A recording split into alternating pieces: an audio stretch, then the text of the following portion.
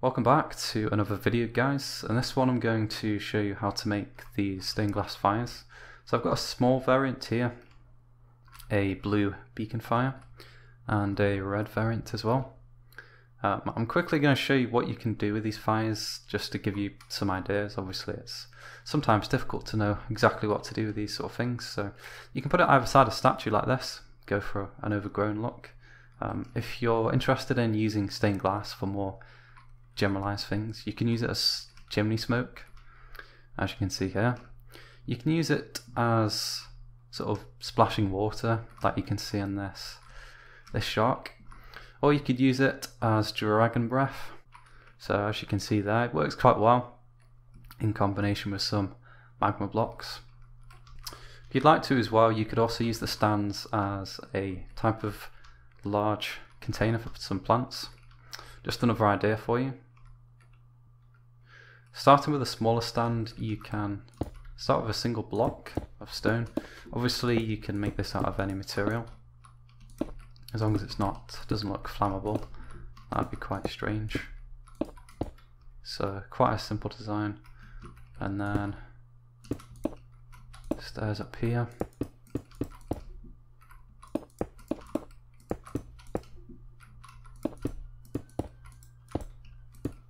Just like that, and then you can add slabs in the corners so the fire goes here. And then for the larger one, for the larger stand, start with a base, 3x3 base, as you can see, and then surround that with stairs. Quickly have to check how I actually built this. And then a second layer of stairs. And then 3 blocks up, and then extend it like this, and then using a wall block. Wall blocks are really useful in this game.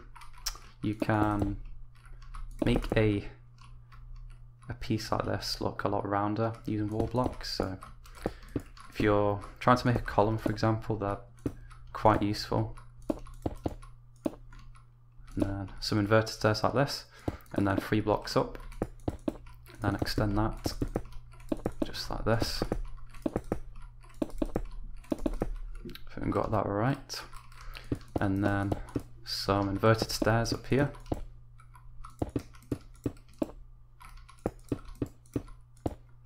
Once again, use a slab on each corner.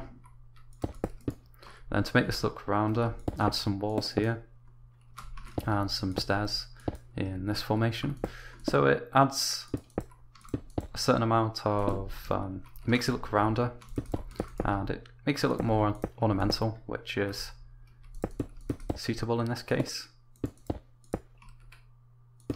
So starting with a fire, you want to use some magma blocks. I think these are easy to collect in survival. I've just switched to a reversed video section here so that I can essentially build it perfectly in this video, in case you want to copy this block by block. It is difficult to copy it block by block, you really don't have to, but beginning with the magma blocks, you need to build them up as I'm doing here. At some stage you need to consider the direction of the wind. As you can see with the diagram on the left, there's obviously an impact on the fire and smoke. So as you reach the taller blocks here, you want to place them towards the direction of the wind, now as you can see there. So that's about it for the magma stage. I'm using, I think it's the darker grey stained glass. You could use black stained glass, but I think that's a little bit too dark. Essentially you want to start wrapping the magma blocks in layers of stained glass, starting with the darker stained glass, such as dark grey, and then move up to light grey, and then gradually also thinning the smoke out. You can also add in some orange stained glass, as you can see there. I think that looks like either a thin section of the fire or possibly an ember. It really does add a little bit extra. I know a lot of people like to add window or glass panes to fires, but personally I think that looks ugly, to be honest. I think this technique is a little bit better. I think it looks nice that all the blocks are the same size. I don't really like the variation of having full blocks and then panes. So you can see here I'm mixing in some white glass as well, trying to make this gradient quite gradual. And obviously you want to taper the fire outwards, or the smoke I should say.